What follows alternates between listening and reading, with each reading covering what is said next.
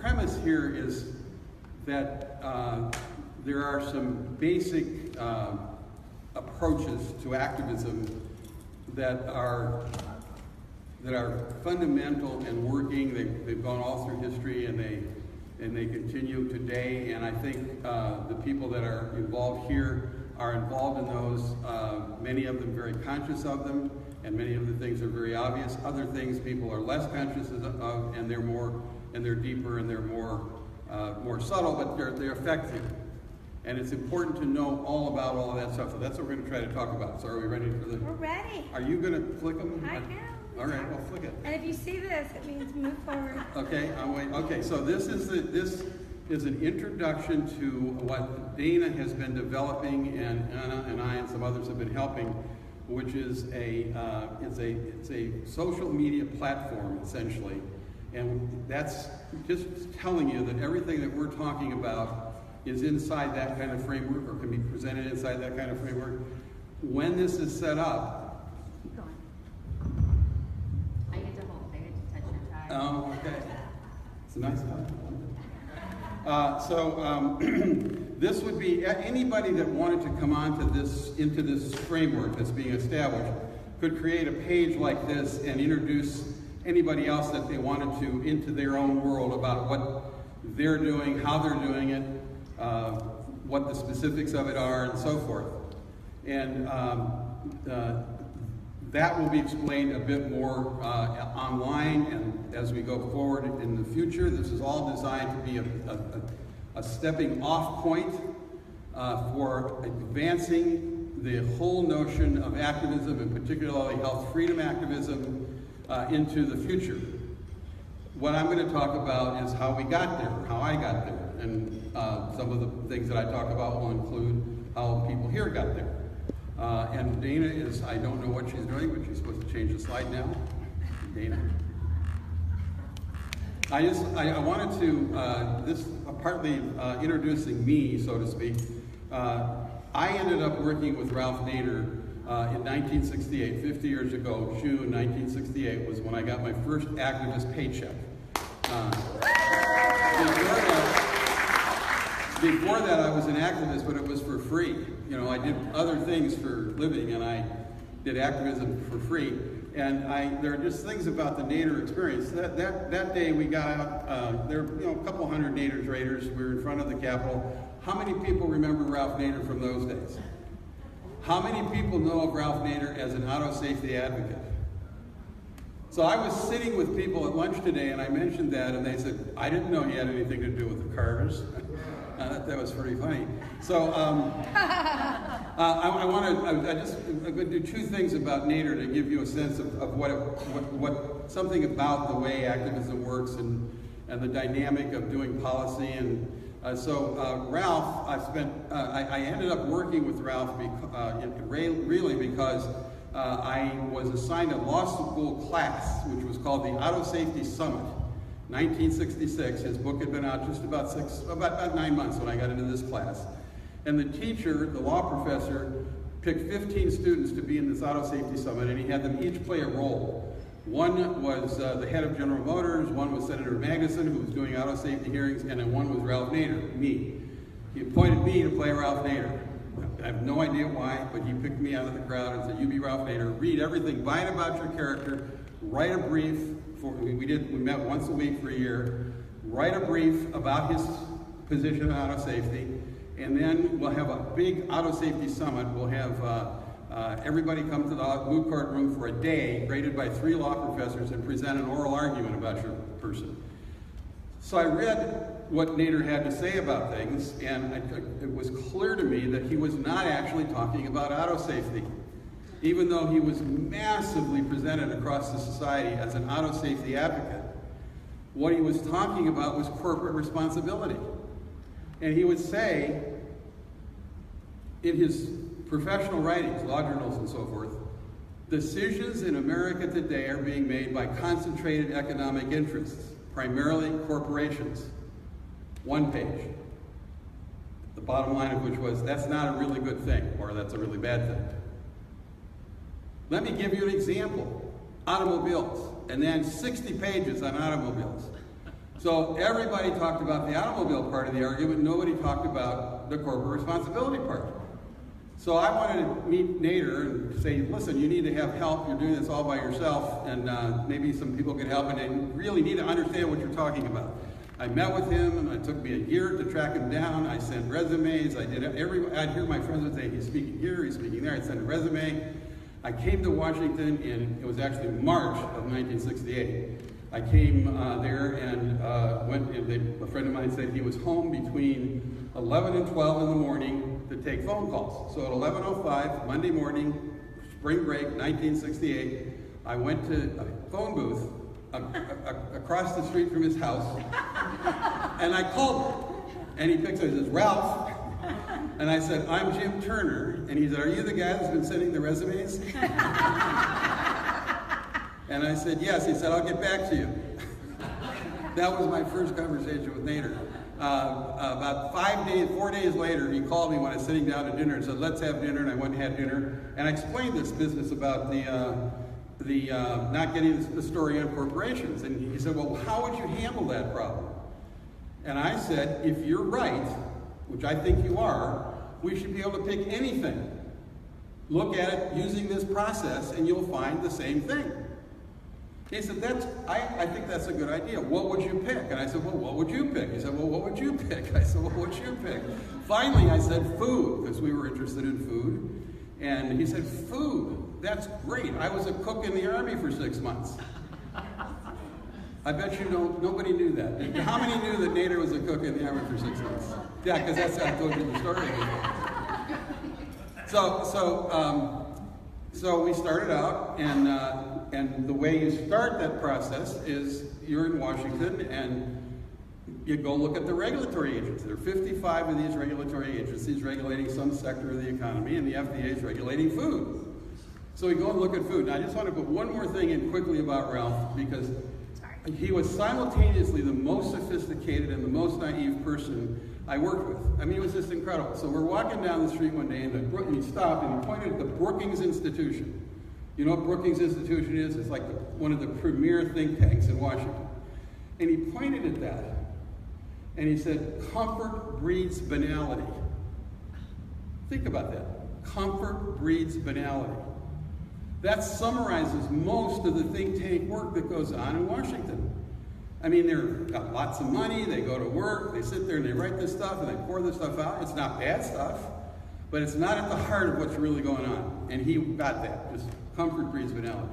Another time I'm walking down the street with him, and we walked in front of the National Theater, and he stops, he says, Jim, a lot of people are telling me I should see this musical, or this show, he called it. So a lot of people said I should see the show. Why do you think that is?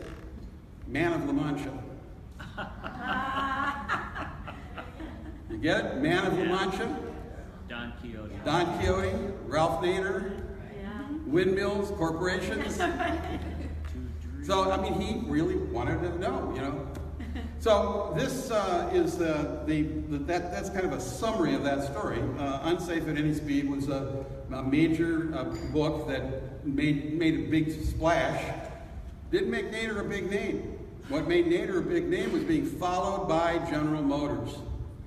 And I got into the consumer stuff, but these people would come up to me and they'd say, oh man, that Nader guy, you know, General Motors is really stupid. They were really, really stupid. This guy told me this. He said they were really stupid because, you know, I know how to find a detective that would not have gotten caught following Ralph Nader. I mean, you know, this, okay.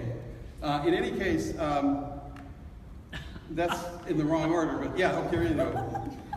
The next person I met in Washington, D.C., the very first person I met when I got to Washington in June, after I met with Ralph in June and we went to work with Ralph, Clinton Miller. Clinton Miller was the premier food activist of Washington in 1968. And I went over to meet him.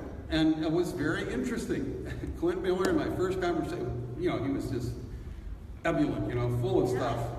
And he said this to me, and I'm trying to figure out, how does Washington work? Here I am. And Clint says, you know, that FDA commissioner, I went over and talked to him.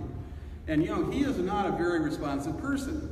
And he takes out a picture out of his coat. And it's a picture of a longhorn cow with the horns uncurled and touching the ground.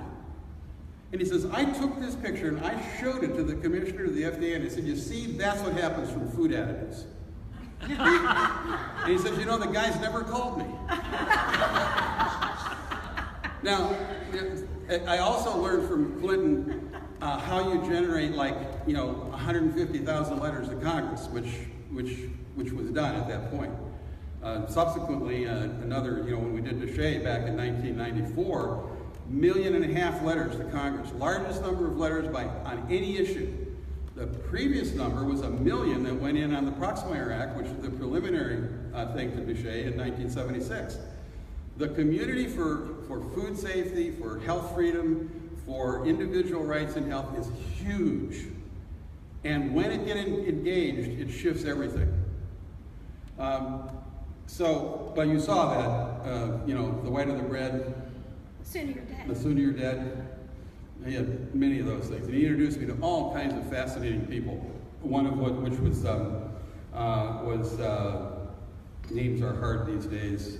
My database is so full of stuff. Betsy, the actress, Gloria Swanson. See, it's just slow. Gloria Swanson. Gloria Swanson was a fantastic food advocate. I mean, amazing. Great star and all this kind of stuff. A very, very smart woman. And, Clinton, her friend, she used to call me and ask, what should I say? I'm going to be in a TV show. What should I say about food safety? And Clinton knew all kinds of people like that. And then what happened as I went along over the years is I started meeting other people. Diane Miller. We've been working together, I think, 30 years now, Diane, something like that. It's just 1990, is that when, 90, 28 years? Very close to that. And then we had, next,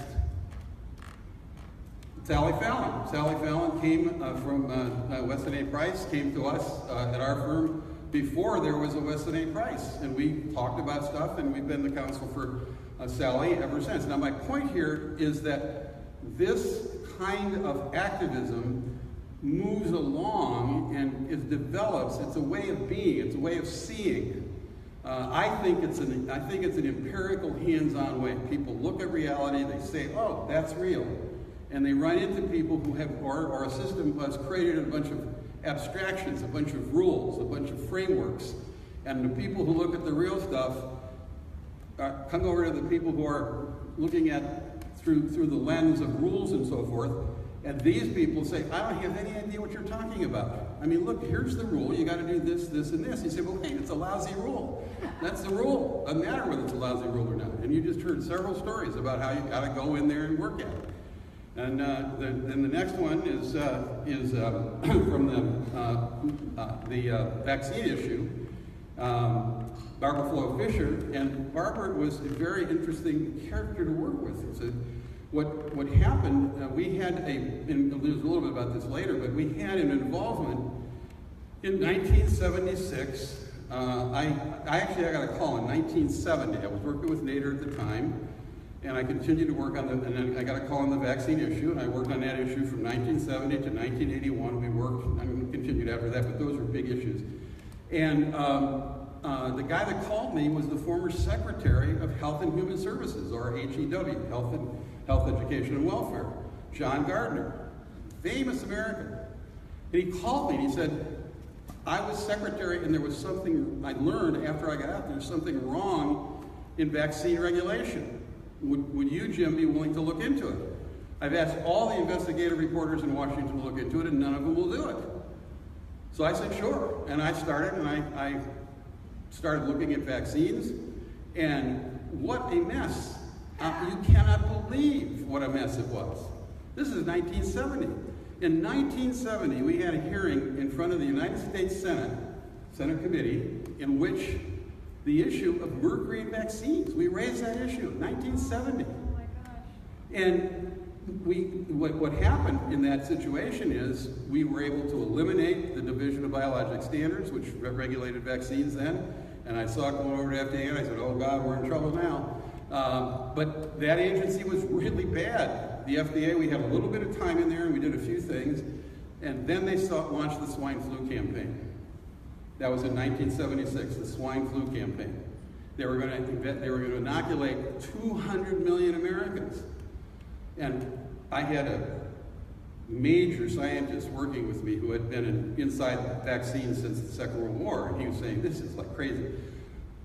Part of this slideshow that we're presenting, each of the slides here will be the opening slide for another slideshow, which we're going to put on, maybe be a talk or something, about each of the stories I'm telling and more full on how they work, because this is a whole picture of how this culture is working.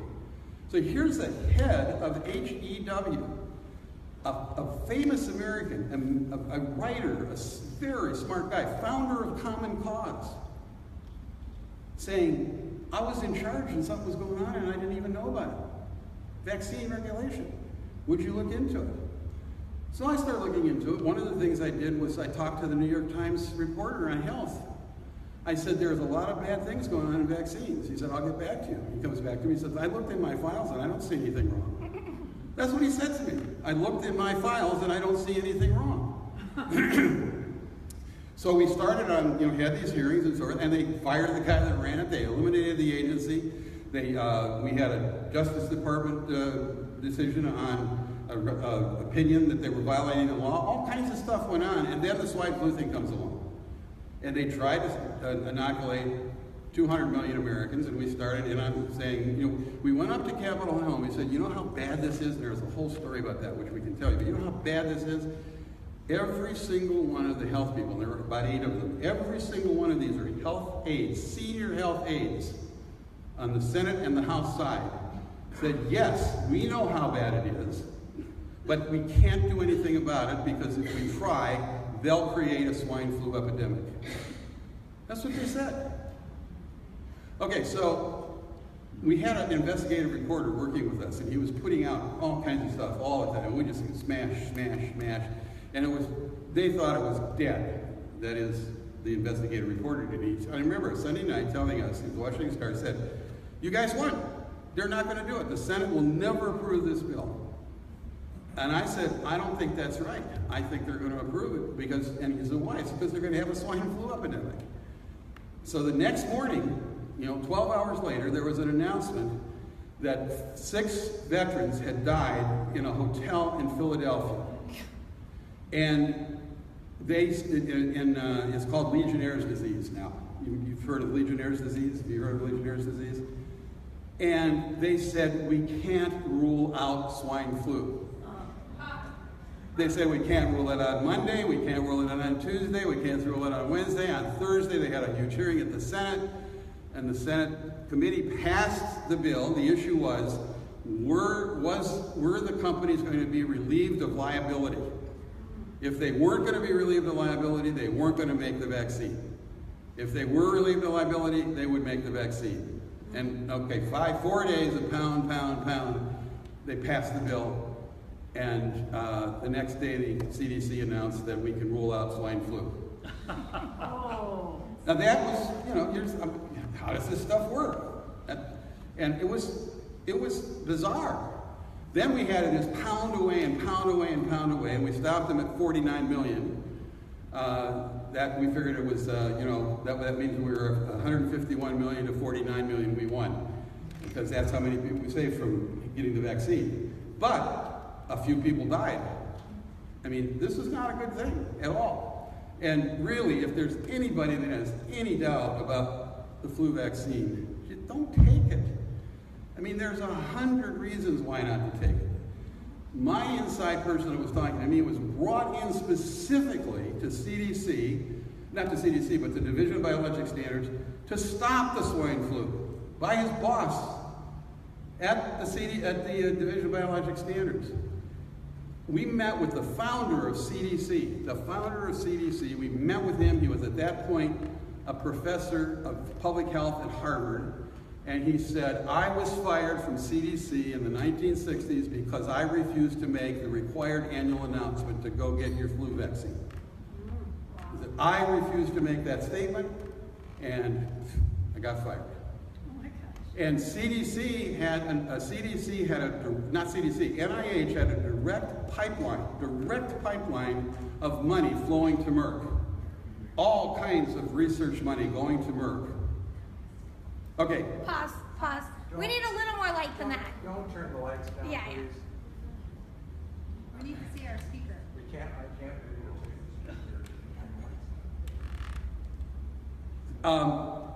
The next thing that I thought at that point, once we won the swine flu battle, which we did, because everybody said, what a terrible.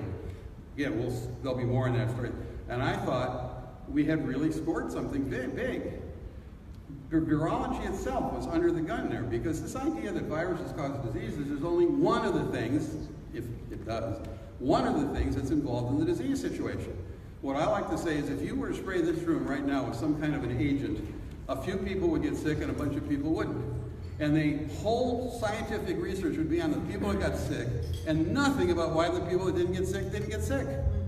And yet if we knew why the people didn't get sick, we might know more about what to do in the next room. But that's not the way it works. So I figured at this point there was a lot of problems about virology. And the next thing that I discovered, almost immediately, there's this strange disease out in San Francisco, and these gay men are getting it. They started calling it a viral disease, and pretty soon we've got AIDS. Now, right at that same time, the biggest critic of that whole AIDS hypothesis shows up in my office, and we start talking. Member of the Duisburg. He's a member of the National Academy of Sciences, the only retrovirus scientist in the academy, and he's saying this can't be causing this disease. It can't be. It's got to be something else. Went to the National Academy of Sciences and spoke. The next day, the Washington Post has an article about this crank that showed up and made these really stupid statements. I mean, that's basically what the article was. Didn't say he was a member of the National Academy of Sciences. Didn't say he was the only retrovirus expert in the National Academy of Sciences, and just began right there painting him as a complete quack. And he continued to fight, and hundreds of scientists joined him, several Nobel Prize winners saying that the whole AIDS hypothesis is highly suspect. Now, my view is I don't have a position on whether it's suspect or not suspect, but I do have a position on the fact that the debate was never held. There was never a serious discussion of that issue because all the people who were raising different ideas were excluded. Right about that time, right following that was when Barbara Loe Fisher created the NVIC, and that my story there is that I was working with Harry Coulter about homeopathy and health and so forth, and he asked me what subject could he write his next book on. And I'd been doing this vaccine stuff, and I said pertussis. I mean, I was sitting in the room when the guy that's in control of regulating pertussis at that time said it is the dirtiest substance put into the body of a human being. This is a guy, he knows it's bad. He knows it's bad. He knows kids are dying. He's in charge of the whole. I said, write a book about that. And the next thing was that Barbara and Harry wrote the book, Shot in the Dark. And then the third person that was involved in that process was an interesting person in my situation, because he had been my partner in fighting the free speech battle at Ohio State when we were in undergraduate school. Basically, it was 1961 and 62. And he came and became a staffer in the House Health Subcommittee, and he was also a person that was a friend, and we invited him to our house. And we had already started at that time fighting the vaccine issue. We're saying, our kids aren't going to get. We got kicked out of several pediatric practices until we found a really good doctor, and he really guided us through the whole vaccine stuff back in 1968, 69, 70, 71, in that period. My friend heard all of this, and he didn't want to listen.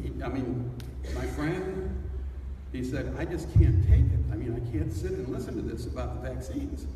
Because my wife at the time, Mary Turner, was really tough, still is, in terms of everything, but in terms of vaccines in particular. And my friend goes home, and his baby died from a vaccine. Oh. And he became the third person in starting the stuff that led to NVIC, Jeff Schwartz, and he's still around, and he's got a foundation named after his daughter, and I mean, you know, that's complicated. Now that is about how, on a, what I call a transactional basis, we get to the transactional, but you're not doing the slides. You're supposed to keep me on time. Well, that's not going to happen. So go this. The whole notion of the structure of activism is what you aspire to. That's the whole whatever we're going to call health freedom. Then it's the transactions, what you actually do. It's what you do personally, and it's what you do transactionally in the actual trenches on the fights and so forth. And then there's what I call the operational stuff. That's where you work hard to be as aspirational in your transactions as you can, to marry them up. One thing that happens is everybody fights for their aspirations and falls on their face because they didn't do any of the transactions. There's another batch that fights for the transactions like crazy. They're clawing each other to death over the transactions, and the aspirations fall by the wayside. Putting them together is crucial in order to make an impact on any given issue. And you have to draw it out of your own experience in your own life. That's the way it works. So, Diana already said that I gave the first keynote at the first Health Freedom Congress, and that's that's where we were. It's very similar to today, almost, you know.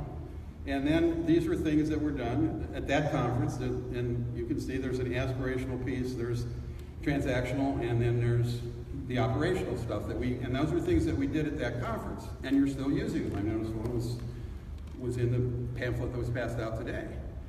One of the things I proposed and I continue to work for is that the UN definition of health talks about health being more than just, and then they name all the things, but they don't name spiritual.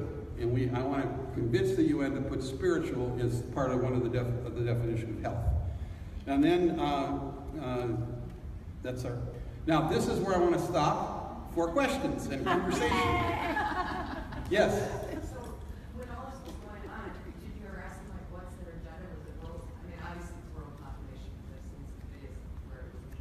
What they asked them on the other, the other Repeat team, the what their question. agenda Repeat is. the question, please. Their agenda or their motivation. Well, they don't. I'm one of the things that I adopted, and I have to adopt this just in order to survive on a daily basis. If my choice is between conspiracy and stupidity, I pick stupidity. I mean, it's just a lot easier to deal with. You know, first of all, if you have to fight it in court, it's really hard to prove conspiracy in court. Pretty easy to prove stupidity. I mean, so I go for stupidity. And I'm telling you, you talk to these people, and it's just amazing. It's just amazing. I went to the FDA about the first big health food, or actually dietary supplement action, which Clint Miller created. 50,000 postcards to FDA in the summer of 1968 about FDA trying to restrict dietary supplements. They had a big hearing on dietary supplements. And 50,000 postcards. So I'm saying to this person from the FDA, I'm saying, hey, 50,000 postcards saying you're wrong. How do you handle that? Yeah, 50,000 quacks. That was the quote, 50,000 quacks. This is my first summer in Washington, and I'm saying, well, okay, let's try to figure that one out. And I went to Nader and I said, look, there's 50,000 postcards to the FDA saying that dietary supplements should not be harassed. And they say it's 50,000 quacks. And Nader looks at me and says, quacks? Quacks, they're consumers. So from then on, I just said 50,000 consumers. And the fact is that in every single issue, the consumer voice has more traction than any other voice. More than the professionals, more than the businesses, it has more traction. Now, the problem with the consumer voice is it is really hard to organize, really hard to focus. Very difficult. Extremely difficult. Questions? And then repeat the question, please. Okay, I'll repeat the question. Don't be shy. Go on, questions, I want to hear. Go ahead. Where does Len Horowitz enter in? Where does what? Len Horowitz enter in on the swine flu? Because that's, I think, where he got started. I don't know. Okay. I don't know the answer. Yeah, and so where does Len Borowitz fit in on all of this? And I don't know. That's such an insider question. I think we should keep going just so Okay, that go I don't ahead. want to tell them how many slides you Go have for it. left. Go for it. Okay. Okay, this is aspiration. Woohoo! Woohoo! That's Dana's favorite slide. It is my favorite slide. I learned a new trick on that one. Go ahead. Switch them. Now, okay, now this is a Mobius strip, and I want to get across. Each one of these has like a little thing, and he'll introduce it. You have to understand that there's no beginning and no end to activism. You're just always on the trip. You can take a day off or so and do something else for a while, Always something new. Maybe But get a it just pedicure. keeps going. I mean, and it is like a Mobius strip, and it's just important to understand that. And it's been going on for centuries. I mean, I think that we're engaging the energy that the amoeba used to get out of the slime. That's what we're doing. And I actually think that the time I heard, one of the statements was that these difficult times. But actually these are, yes, difficult, but they also have enormous opportunity. Yes. I learned working on acupuncture that the Chinese character that is for danger and opportunity at the same time. The tougher it gets, the more opportunity there is to have impact. We have a real opportunity to make lots of changes going forward from here on out, and that's part of what this the whole thing is about. And then I use these principles, which I borrowed from Gandhi through Eric Erickson's biography of Gandhi, which is I'm just going to say them. They're not going to be the way they're up there, but never forget the humanity of your adversary. Very crucial. One of the main reasons is you never know when an adversary is going to come over to your side. And most people are neutral on everything. So why create trouble by being nasty? Just remember they're human beings. And the next thing is that if you're going to move forward, this says don't try to tear down something for which you don't have an alternative. I believe that all activism should be for something. All activism should be for health freedom. It should be for, nutritional food. It should be for. Because if you're against bad stuff, the energy just doesn't work effectively. The main reason for that is that the vast majority of people have no idea what you're talking about. And if you start saying negative stuff, they're going to say, I don't want to. But if you say, I'm for really good food, people, oh, good, I like good food. That sounds pretty good.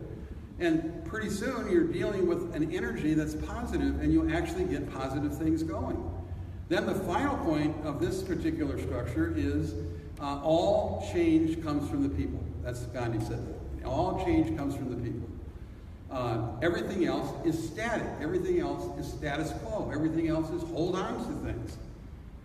People are the driving force for creating whatever's going to come next, whatever that may be. Then one of the most important concepts that you've heard a million times is the greatest good for the greatest number. How many have heard that? That is a kind of misstatement of what really was said originally. But here's what Gandhi had to say about that. I don't like the greatest good for the greatest number, because that means some people are going to be left behind. The actual statement, and we'll get into this a little bit more, is the greatest happiness for the greatest number. That was the premise, the greatest happiness for the greatest number. That's the driving force. I use that as my fundamental principle for activism and organizing. The greatest happiness for the greatest number. How do you get to be happy? This is from the Scottish Enlightenment. How do you get to be happy? By making other people happy. Everybody can be happy. Not just some people, everybody. So you want the greatest happiness for everybody. Okay. What are we on now? That. I want you guys to take a look at that sentence. What does that sentence say to you? This sentence is not true. How can it not be true? If it's not true, then it's true. Because it says it's not true. What? Does that like, it's like a Mobius strip, right? Okay, understand, that's the concept the knot right in there upon which our entire structure is built. Our whole scientific system is built on that structure. What we are allowed to believe are those things which we are not able to disprove. That's what it is right there. That's the null hypothesis. You can look it up. Our entire scientific system is built around what can you prove? If you can't disprove the hypothesis is treated as true. It creates a lot of difficulty for a lot of things. So that brings you to the law part of that, which is the burden of proof. Okay, so I have a little story here. One of the things I got into was I was on a committee of the White House Office of Technology, Science and Technology. And that office was the office to create a science court. Now, concept, science court. Very important American scientists got this idea we should have a science court. You know, like the lawyers have the Supreme Court, we're going to have a science court. We're going to get 9 people, we'll put them in black robes, set them up, and then this side gets presented, this guy gets presented, and then they vote. And I go to this meeting, and they got like 40 of the country's leading scientists. And this guy, who's a really good guy, I mean, I liked him, he was a very smart guy, very interesting guy, is talking through like this, you know? And I raised my hand, I was the only lawyer. I raised my hand and I said, excuse me, but you know, you guys are all from universities. And every one of your universities has a place that considers these kinds of issues called the law school. Why don't you get your law professors to come and talk to you about this? And more. I said, well, just a minute. When the Supreme Court votes 5-4 that you cannot use evidence that's gotten from somebody who hasn't been given a warning, the Miranda warning, voila, 5-4, that's the law.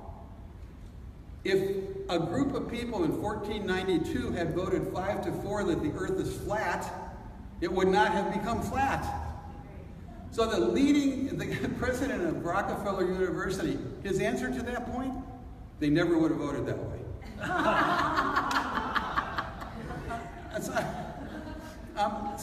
Okay, let's try to go back. That's what's known as a pedagogical error.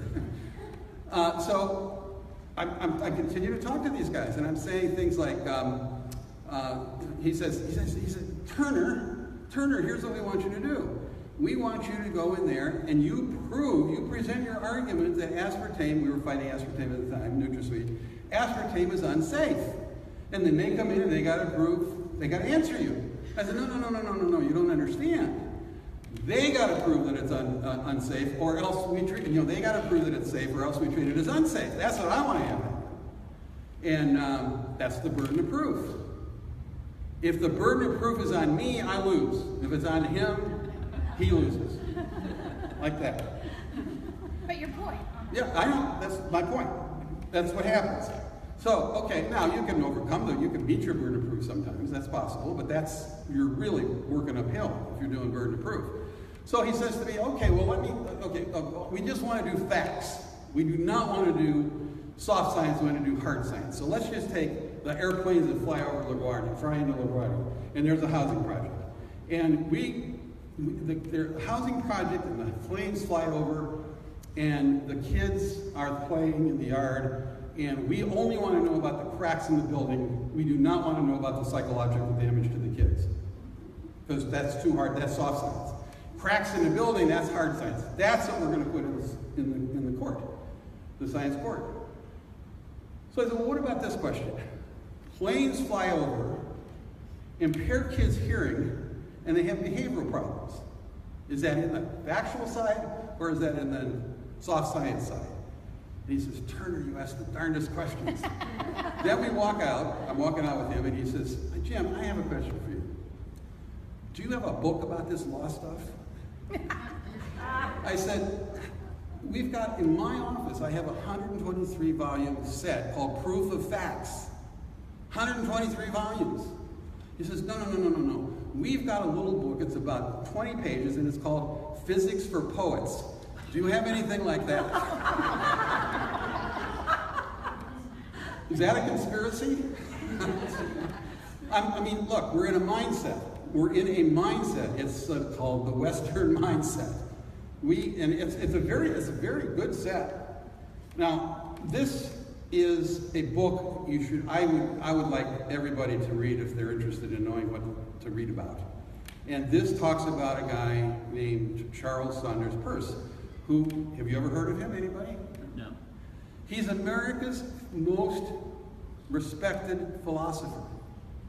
And nobody's heard of him. What about that? That's pretty weird. So anyway, he's got the answer. He's got an antidote to the null hypothesis.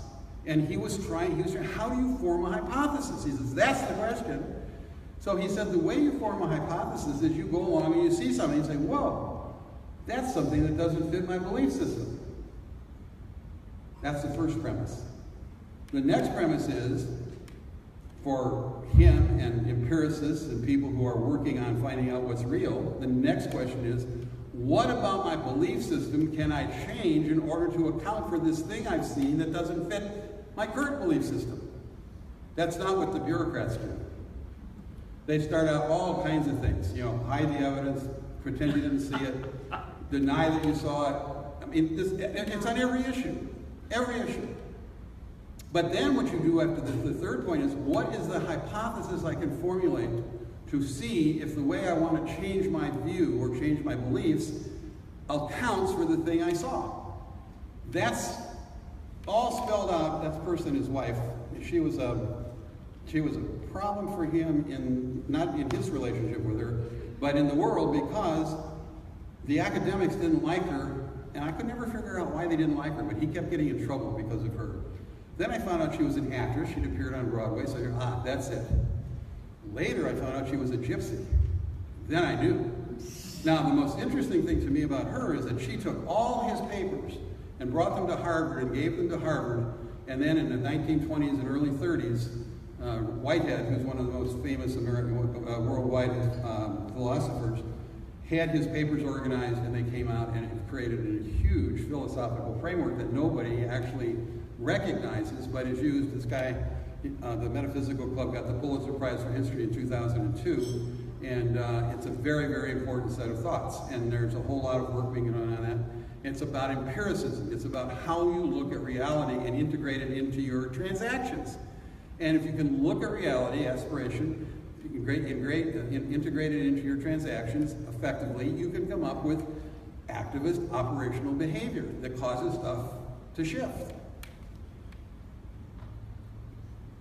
Now, this is another piece of that same picture, and the question that underlies autopoiesis, it's called autopoiesis, the question that underlies that is, if a plant changes, or you as a human being, changes your entire physical cell structure, 7 years for humans perhaps, a certain amount for plants, it changes. At this point, the plant is completely 100% physically different than it was at this point. What makes it the same plant? The autopoietic nexus is what these guys said. There were two Chilean scientists, one of them was Varela, and they worked really hard on the fact that there's this deep energetic dynamic underway that causes things to have essential reality independent of their physical material expression. And that is a key part of any kind of organizational, what I call operational activism. Key to understand. You're dealing with the inner self, the inner source in everything, even though we're talking about, poison food additives. But it's the inner self that is the unifying principle. It's not only true for an individual, it's true for a group, it's true for a pair. We have an acre of land in the city of Washington, D.C. That's pretty amazing to me. And we have a neo-biodynamic set of gardens on that land. It's only neo because we put biodynamic in for about 20 years, and then the people got tired of doing it and went away. But we have what I lovingly call burned out bureaucrats, 10 of them who come out and have beds, and they work that. And that biodynamics is working off this interenergetics. We actually got a front page article in the Wall Street Journal once that said, what do you get if you take a goat's skull, fill it with a bunch of preparations, then you bury it beside the river during a full moon? Biodynamic farming. But it's a very important concept to know about. Okay, next. Oh, and then this is a third one. It's really important to understand. It's called biotensegrity. Biotensegrity. Again, here's this man. He's a back surgeon. He's 85 years old now. Stephen Levin. He's in Washington D.C. He's actually in McLean, Virginia, and he's saying, "I'm a back surgeon, and whatever this back surgery is about, it ain't helping backs." So he says, "What is this all about?" He says, "I'm going to go down to the Smithsonian and I'm going to look at the dinosaur bones. And I'm going to see what I can see in the dinosaur back that will help me understand why what they're telling me to do these human backs isn't working." He gets down there, he can't figure it out. He goes, he sits on a bench, and he looks over at the just brand new open Hirschhorn Sculpture Museum, and there is in the front of it something called the Schnelling Tower. You can go look at it. You probably have a picture of that. But this is well, you know, this is our next round. And we have 51 more slides, just to be clear. Now, understand, you see that geodesic dome that's sitting there? That is from Buckminster Fuller. It's an architectural concept, and it's interlocking triangles. Interlocking triangles, and it's the most, you're supposed to use the point. So anyway. Okay, here we go. Ready? Right, no. Okay. Not yet. So he's looking at that, he's saying, holy cow. From 1974 to yesterday, he's been showing that everything we believe about how the body works physically, muscularly and so forth, is wrong. Our system engages, it integrates, Betsy, what does it integrate? Say it again? Tension and compression. Tension and compression. And it's the integration of that tension and progression that allows us to stand up, to walk around, to climb things. We could not do the things that we do just on the basis of pure physical body energy or force or muscles. So I am here to tell you that's true about organizing. Just in a when we showed you the original slide, there were 4 things on there. One was my transpartisan voice material. Transpartisan is built around the fact that politics actually always has 3 answers to every question. And you're going to vote for A or B or not. There's 3 right there, A, B, or neither. The neither now is about 70% of the public in a vote. That's the group that is actually defining where we're going. When you do your organizing about anything, think about that group. 99.9% of the people know nothing about homeopathy. But all of them are happy to leave it alone, as long as there's no reason not to leave it alone. So keep that in mind. You don't have to run out there and convert them to homeopathy or to natural healing or to health freedom. What you got to do is say, we want to have the right to do what we want to do, and it's not going to cost you anything or harm you in any way. Now you've got something to work with. That's the biotensegrity issue put into activist politics. Then the last one is this is a political dynamic out of something called the integral movement, which a person named Ken Wilber is the leading spokesperson of. And he is arguing that we are in a developmental process and we're about to go from tier 1 to tier 2, and it's going to switch everything, and we're right in the middle of that right now. You can read all kinds of stuff about it, and this is the guy that's putting that to use in politics. And he tries different kinds of political things, and there still is not quite that energy there to make the political stuff happen the way the integral people would, but it's a very important part of how or where we're going. Now we're ready for more questions. Repeat them, please. Nobody has any questions? Yes, right there. Yeah, I've got a couple questions on things you've done for Sally Powell. 15 years ago, she wanted you to file a petition with FDA to take a soy product off the market that was made by Cargill. what was the eventual outcome of that? Well, the petition was actually not to get soy products off the market, but to prevent. Particular product. Well, it was to prevent the FDA from allowing them to make heart-healthy claims. The issue was you can't make a heart-healthy claim for soy because it's not heart-healthy, and presented a huge amount of facts. Nothing from the FDA until 2008, and they did something, and we responded to that. And we said, wait a minute, this is like crazy. Put in more evidence. Then in 2014, we filed a lawsuit, a federal lawsuit, saying the FDA's been sitting on this since 1999. Why are you sitting on this? And we got into the big thing that goes on. That was 2014. And the FDA then announced that it was going to stop allowing those heart-healthy claims for soy. They announced that in 2016, or 2017. They announced that. But we don't like their announcement because they said they were going to leave open the possibility that you could use, they said the data doesn't support a heart-healthy claim. But they're going to leave open the possibility that you can have a limited claim that the data suggests that it does. And we're in court now saying, no, you can't do that because the data all shows that it's harmful. It's harmful to the heart. We're saying we've got data that shows that.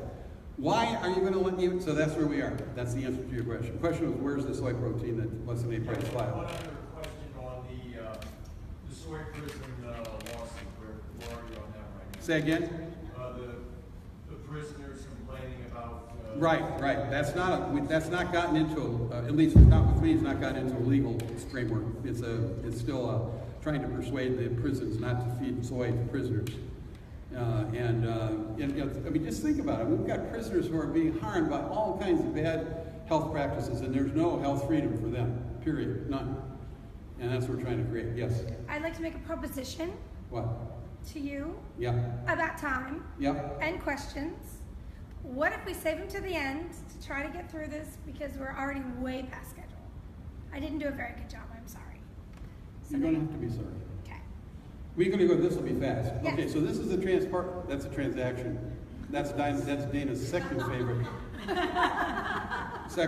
slide. Go for it, Dana. Just Okay.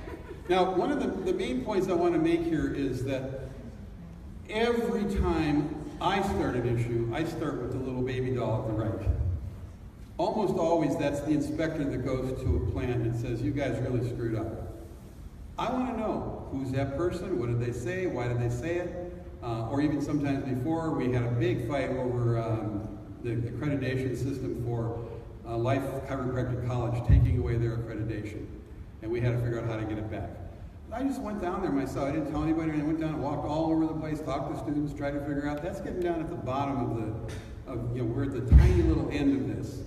And from that, you can start building up. And there's a reason for that.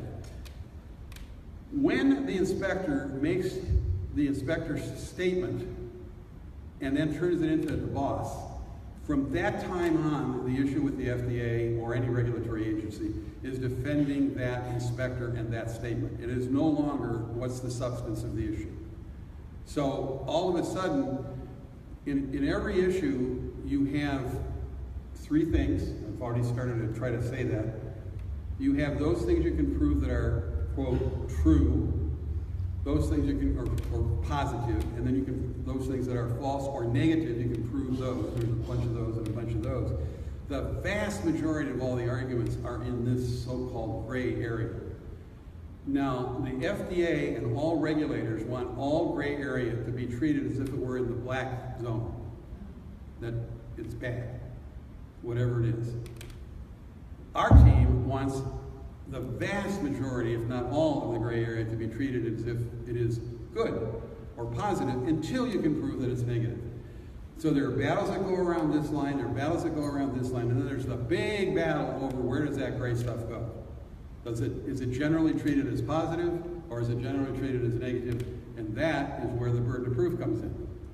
If you can, and our health freedom argument is every individual has the right to make choices for themselves. Even bad choices. They have the right to say, I want to try this thing. Now what happens when you start doing that is a whole different set of standards begins to emerge. We're right in the middle now of the homeopathy struggle with FDA. And one of the things that's coming, first of all, they are so confused, they have no idea what they're talking, they don't even know what it is that they're dealing with. But when you say, listen, we believe that we should start with homeopathy and then go to other stuff if the homeopathy doesn't work. And that is such a foreign notion to them. Because their position is, you got to try the stuff we know that works, the drugs, and if they fail, then you can go to the homeopathy. Now, that doesn't seem to me, that's not a hard argument for me to win if I can get it in the right forum. A judge is going to say, what? You can't. So, I'm just saying, think about the three parts. This is the Kennedy Bill of Rights for Consumers presented in Congress in 1962. And that starts with the right to information. I don't know if I'll have it in the right order, but the right to information, the right to choice, the right to safety, and the right to be heard. Notice, informed choice is the key thing. That's what motivates, that's what brings the consumer voice into the whole debate. And that voice changes. It's like dropping, as I say, a homeopathic remedy into the middle of the argument. If they've got to start thinking about consumers, or they can be affected by consumers, or if they will cause them to act differently, if the consumer steps up. And I will tell you, one day I was sitting over there, and about 500 or 1,000 AIDS activists, they were called, they didn't want to be called AIDS victims, they wanted to be called people with AIDS, picketed the FDA, blocked it. 95% of the employees of FDA could not get in to work because they're saying, we want access to the experimental drugs that might help us. And the FDA felt, all the people inside the FDA felt, keeping those drugs that hadn't been proven to be safe and effective off the market was helping these people.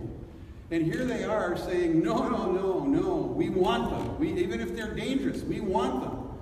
And it just completely shattered the FDA staff's view of reality. Because now the people they thought they were helping were sitting there saying, you're harming us. And they've changed some of their rules so you could use those drugs. That was one of the things that happened. So that's the chemical feast. And I just wanted to point out that we said people inside and outside the FDA work to help us. And that's true in every single issue I've ever been on. People inside the system and outside the system, whichever one it is that you're criticizing, attacking, debating, holding up the sword. People in that institution or framework are also raising the same questions. And we had people in the FDA. Now the FDA commissioner sent a little note around saying the Naders. We got 15 minutes. What? We got 15 minutes. Government identity cards. They can go home. I'll just keep talking. Okay, I'm good. They gave us FDA. They gave us federal government identity cards that said Naders Raiders on it. The FDA. So we went in there, and we would go and talk to people in the FDA. I remember I went to one scientist, and the commissioner of FDA sent a letter out saying, the Naders Raiders are going to come and talk to you, treat them with dignity, treat them kindly, yada, yada, yada. And so we go to talk to this scientist, and he takes out this paper, puts it on the table, says, treat them nicely, and he pulls out of his pocket a little wheel book, we call them in the Navy, wheel book, little book of notes.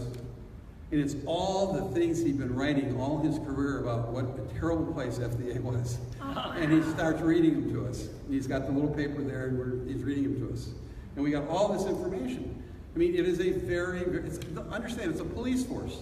It's cops. It's not scientific. It has no scientific capacity at all. In fact, we talked to the first person that was hired as an FDA science advisor, in a job, FDA scientific assistant commissioner. And we talked to him. He worked there for 2 years and then quit. He was a well-known, very popular, very solid scientist. And he told us, I remember, I was at his home in Bethesda, Maryland. He said, I am ashamed that I ever worked for the FDA. Wow. Now, understand, the way I look at this is a pathology of some kind. I don't think it's a conspiracy. I think it's a pathology. And part of that pathology is it is manipulated like crazy by the people it regulates. That was the second book we wrote, and that book was a combination of recipes and why you should eat good and muckraking of the baby food industry. And that was a pretty good, nice little book. You should look it up and read it sometime. Alan Chadwick was the American leader of biodynamic farming, and when I ran into biodynamic farming and I ran into homeopathy, I thought those are the two major sets of ideas that could actually make a big difference, and neither one of them was organized enough to actually make a political action out of. So we did step back to acupuncture, and the idea was to mainstream acupuncture, and we worked, a whole bunch of people, and I was a part of that, and got it mainstream.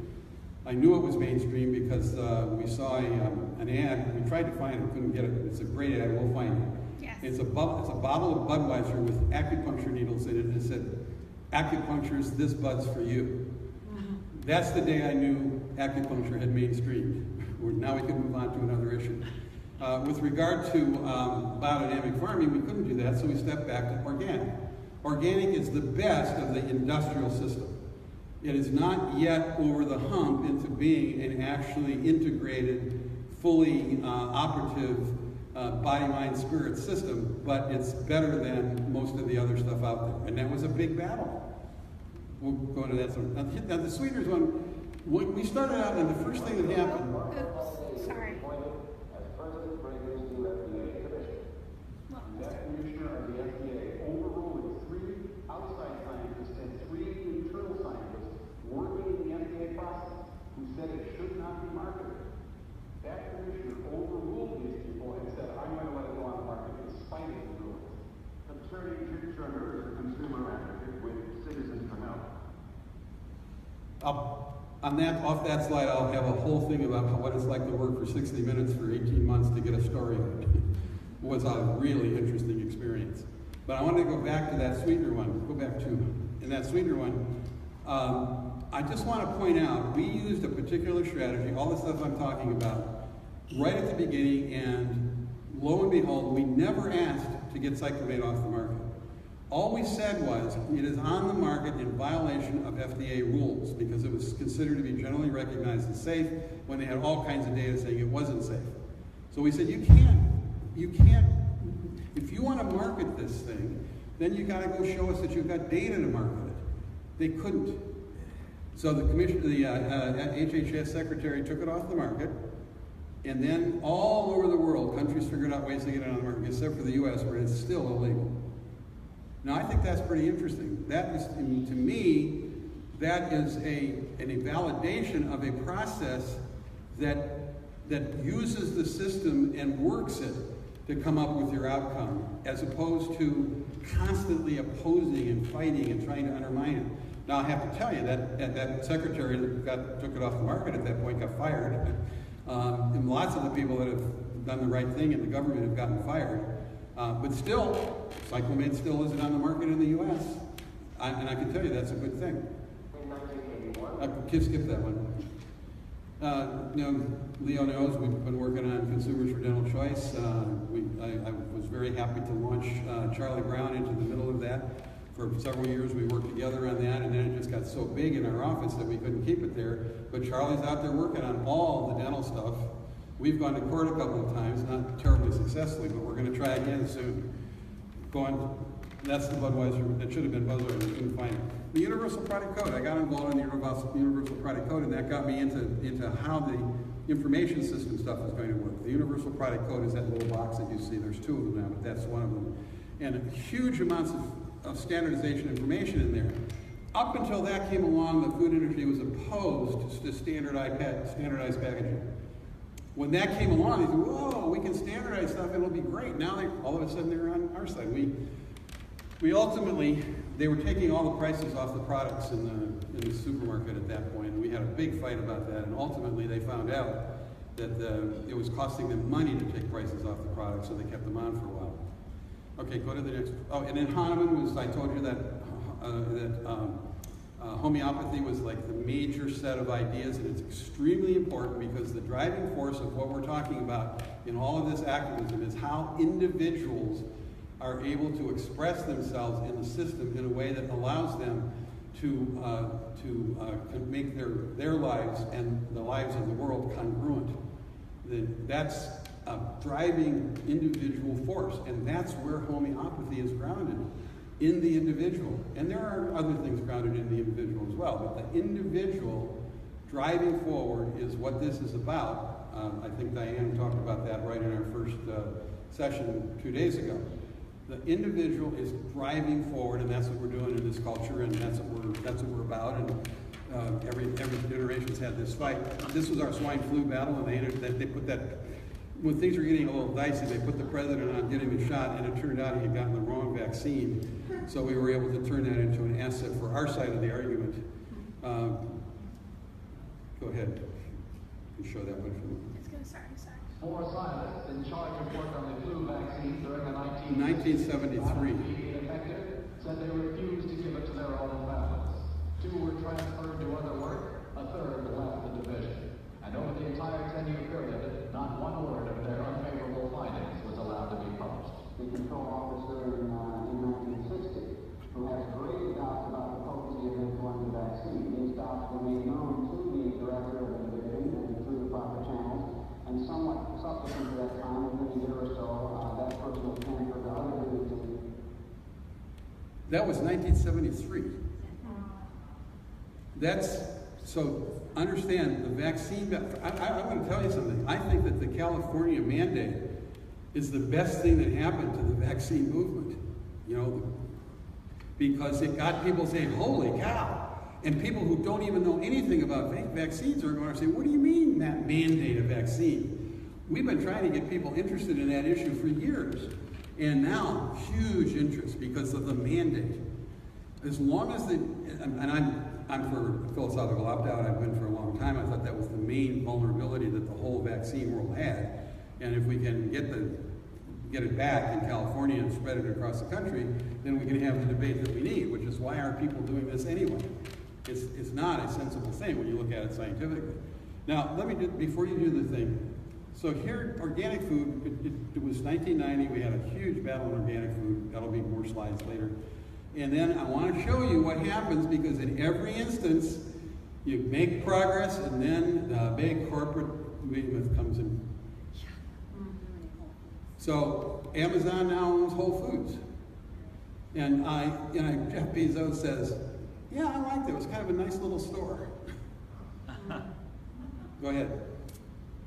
Okay, so we're not going to do questions, right? No. Okay. Operations. Go for it. This is where you integrate them. And the main point here with this one is you don't win by force.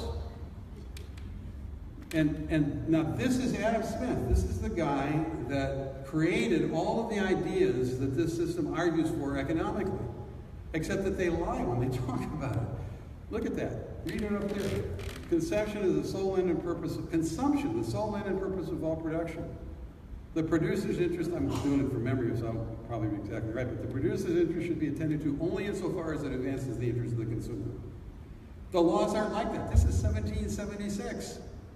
The laws aren't like that. Why not? Because the merchants and manufacturers have screwed around with the laws and made it be anti-consumer.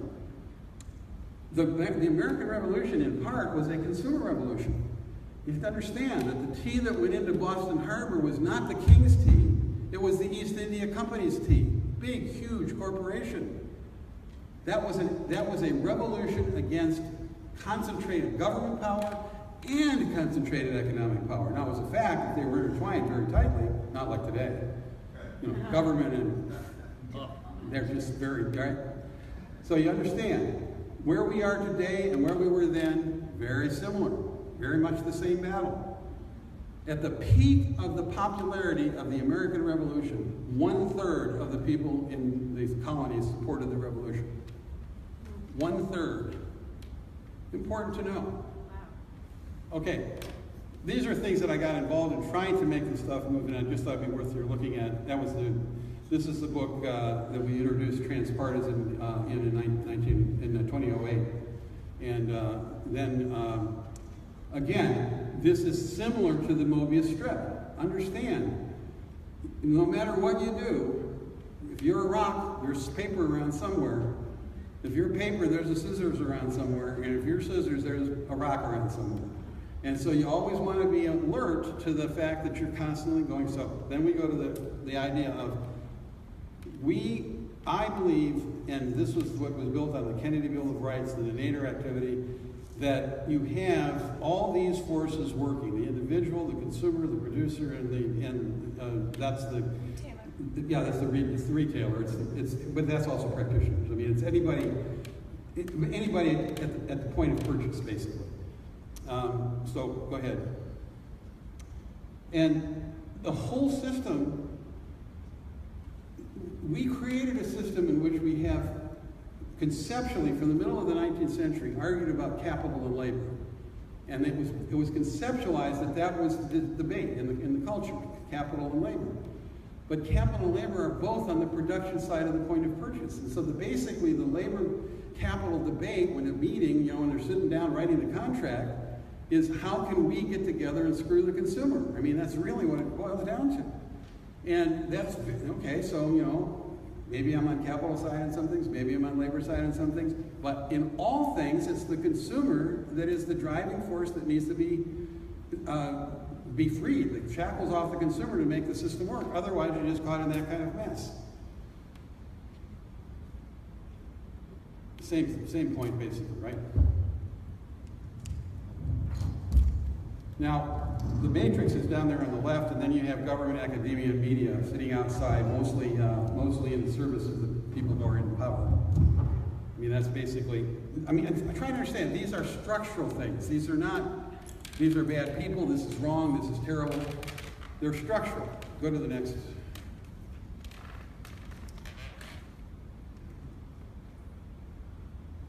So in the middle of all of these battles, I saw that the corporate people had huge resources, and they would scan an issue, and they would try to decide, is it a scientific issue? Are we strong on science? Are we strong on law? And we want to have a public policy that helps us.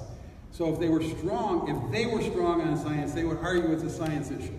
If they were strong on law, they would argue that it's a law issue. And we would have to figure out how to relate to that. So on science, it was fascinating in the food area. They feed additives to animals.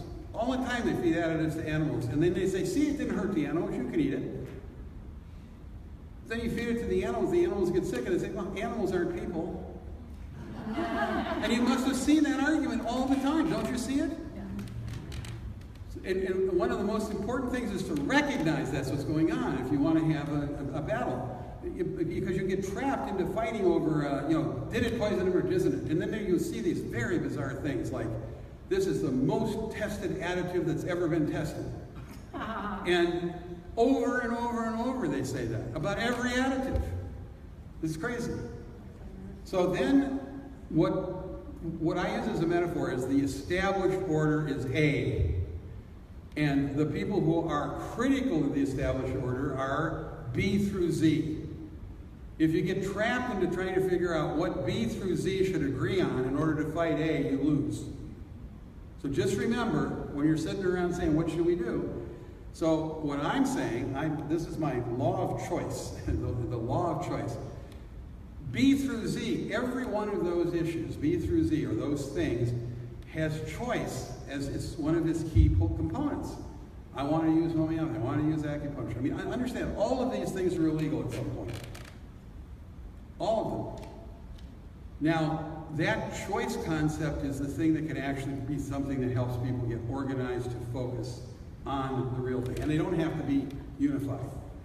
All they have to do is act for choice and just systematically act for choice across the board. And what you'll find is somebody who wants to say, I want choice for smart meters. I want to have the right not to have a smart meter because of the EMF question. If you try to convince somebody that they should not have a smart meter, you lose. You just say, look, I want to have the right to have a smart meter. What is it? What am I getting? Smart meter. Smart meter. I want a smart meter. The guy next door to you isn't going to fight you over that. They're just not going to fight you about that. But if you go over there and say, listen, you shouldn't have a smart meter, you're going to have a lot of trouble. You should have because they won't know what you're talking about unless they're already in the situation. Choice, we think choice will unite things. And the rule was, or the law was, any individual activist is a minority in whatever issue they're in. They're a minority. But collectively, all individual activists working for choice are a majority. I mean, just across the board, because everybody's got something they want to do that with. And that's kind of what this shows. Go ahead to the next one. I think we can then skip that we one. did that before, but that's the same point. Now, we talked about Gandhi being unhappy with the greatest good for the greatest number, and this is what we did to edit it so that you can see what actually does make sense, and you can read it up there. But the main point is happiness is a much better tool if you're in your own mind. I mean, you don't have to campaign, you don't have to make signs, you don't have to do it. Just in your own mind. What am I doing here? I'm trying to create tools and opportunities for people to advance their own happiness, to live their lives more in congruence with who they are, to express themselves, to have the kind of health that's best for them, to have the kind of food that's good for them. And they make that decision, not somebody else. They make that decision. And the more you can create that reality, the more the system will work to come up with good decisions. My partner in the transpartisan world says the key is getting people to choose the good. Not, you don't force them to have the good, you choose the good. Now listen, I'll tell you, if vaccines are the best thing that ever happened and you give people choice, they will find their way to vaccines. If they're the worst thing that ever happened, they'll find their way away from it.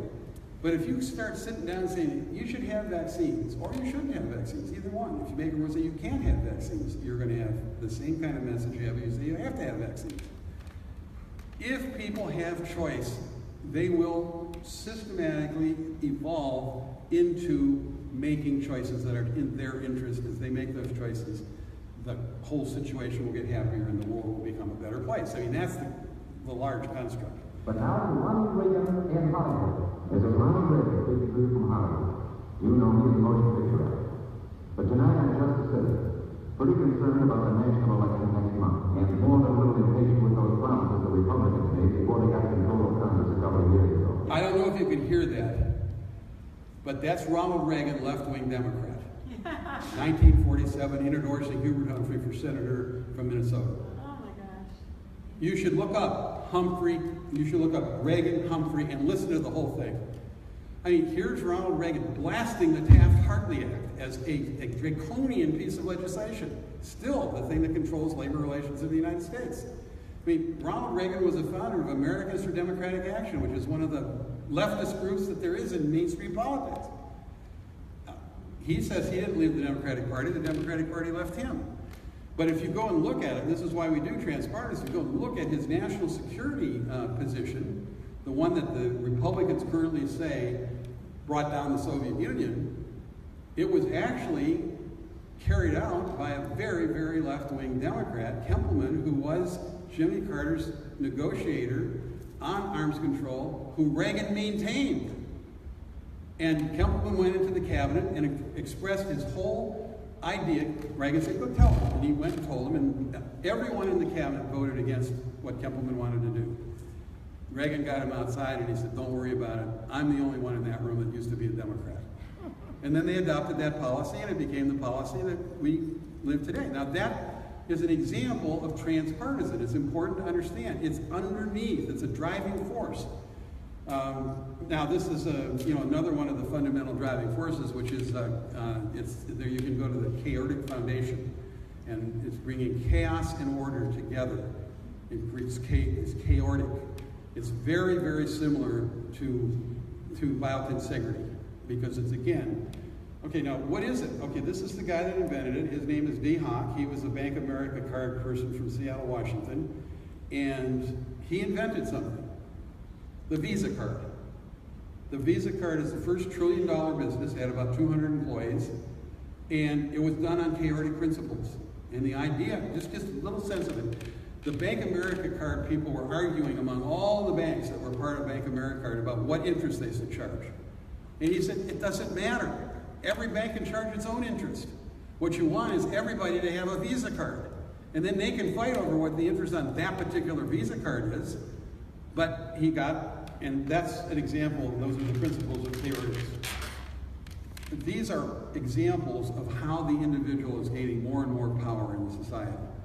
I mean, Airbnb, all of those things. Integrate chaos and order. That's our third most famous slide, most favorite slide, I right? do like that song. Now that's all leading in the direction of something called blockchain, which is the backbone, the thing from which Bitcoin comes from. And how many have heard of Bitcoin? Whoa, as many as heard Nader. That's amazing. So, Nader to Bitcoin. So, blockchain is creating an individual, unhackable identity virtually that you can move anywhere and do anything. Bitcoin is a teensy-weensy little side issue. When you get into looking at the blockchain world, you'll find hundreds and hundreds of things going on that are enhancing the individual's ability to do stuff. In the world that we live in, more and more tools are falling into the hands of the individual. Activists now have the opportunity to figure out how to use these things.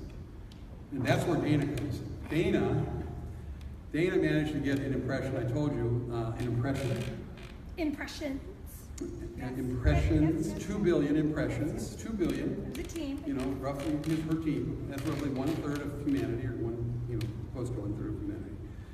And the kinds of communications that are underway now, they've been around all the time. I mean, everybody talks about Twitter like it's some kind of new thing, but we grew up reading headlines in newspapers. I mean, how many people scan the paper and read the headline? That's Twitter. It's the same thing. I personally, on many occasions, made an arrangement with a cab driver to come and pick me up at the airport because I didn't want to wait in line. So I got my cab driver and I said, listen, I'll be coming in at 7:30, come and pick me up. He liked to do that. He could pick me up. He knew he had a ride. I'm sure other people did that. Well, now that's Uber, because that's what it is. You call the cab and it comes and picks you up.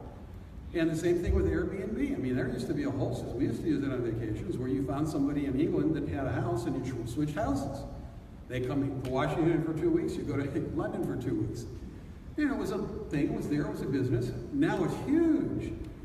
Each thing that's coming along under the new technology that we have is handing more and more maneuverability, resource, self-expression opportunities to every individual. And we need to learn how to use that, and I think it's a very important part of how we take activism forward. That's how my argument that we're in a moment of opportunity.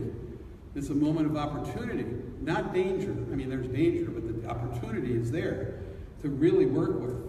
And that's kind of the message, and that's what we're creating there. And I just wanted to, this is the same slide we started at the beginning, but my slide on that is going to be me. I'm going to talk about the stuff I talked about here.